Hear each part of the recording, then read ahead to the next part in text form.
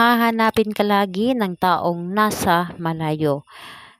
Hahanapin ka niya at ikaw ang lagi niyang gustong makasama.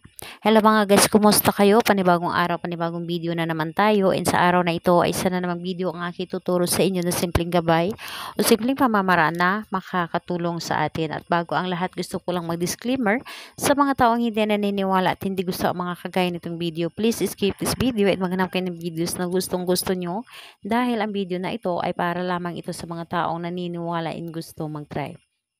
Sa lahat po ng mga nagko-comment dito sa aking video, dito sa loob ng aking channel, mag-ingat sa lahat ng mga nagre-reply sa inyo na dinadala kayo sa kilang WhatsApp, in-emo app upang makaiwas po tayo sa scam. Ngayon po, ituturo ko sa inyo paano nga ba tayo laging hanapin at paano tayo laging gusto makasama ng taong minamahal natin. So, ito lamang ang pamamaraan upang lagi tayong mamiss at lagi tayong maaalala ng taong mahal natin, and kailangan natin dito ng ating gagamitin, and ang yung gagamitin natin is yung nakikita ninyo ay isang kandila. Sa kandila po ay hindi naman kailangan na pula, pero mas maganda kung meron kayong pula or pink na kandila dahil ito ay simbolo ng pagmamahal. Pero kung wala kayong pink na kandila or pula, kumuha lamang kayo ng kandilang puti or anumang klaseng kandila, wag lang yung itim. And kapag handa na yung kandila, kailangan mo lang din dito syempre ng panindi, posporo or di kaya lighter, at yung panulat sa kandila. Kailangan mo dito ng karayom or pin. So, yun lamang ang dapat nating ihanda, and kapag handa na, kailangan mo lang din dito ihanda ang iyong sarili. Paano? Ihanda mo ang iyong sarili. Kailangan na alam mo sa iyong sarili na gustong-gusto mo itong gawin. Naniniwala ka at sigurado ka na gawin mo ito at buo ang iyong tiwala dito at hindi ka dapat nagdududa at positive kang tao. So, ngayon kapag ready ka na ay pwede mo na itong simulan. So, ang gagawin mo lamang dito sa isang kandila, isulat mo dito yung kanyang pangalan at apelyido simula dito sa pagsindihan hanggang pababa. So, yung pangalan niya at apelyido dito sa baba.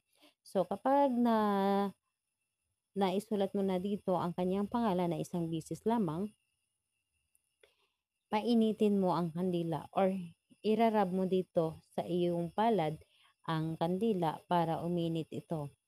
Ikuskus mo ito para mabigyan ng mas malakas pa na energy. And kapag nabigyan mo na ito ng energy, sindihan mo ang kandilang ito at humiling ka lamang. So, titigan mo ang apoy ng kandila at humigop ka ng energy at sabihin mo ang iyong ninanais. So, paano po?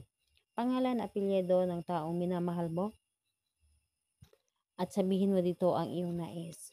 Hahanap-hanapin mo ako at lagi mo akong mamimiss at ako lamang ang lagi mong gustong makasama at hindi ka magiging masaya hanggat hindi mo ako makikita dahil ako lamang ang kaligayahan mo, ako lamang ang makapagbigay saya sa iyo. So sabihin mo na dito lahat-lahat kung ano man ang ninanais mo at kailangan na buo ang tiwala mo at kailangan na maganda ang intensyon mo at positive lahat ang mga sinasabi mo. So ayun, kapag nasabi mo na dito lahat-lahat, hayaan mo muna ng mga ilang segundo ang apoy ng kandila at saka mo ito patayin. And the best mo itong gawin sa gabi. Kailangan tahimik na ang paligid at nasa loob ka ng iyong kwarto at walang nakakaalam sa iyong mga ginagawa and walang makaka-distract sa iyo para mas mabilis na mapapakinggan ng universe. Gawin ito ng kahit anong oras at araw, pwedeng-pwede, basta gabi lamang, or kung gusto ninyo sa araw or sa umaga, pwede ninyo itong gawin basta walang makaka-istorbo sa inyo at buo or walang makaka-distract sa inyo. So, ayun po, salamat po sa inyo. Bye-bye everyone. God bless us all.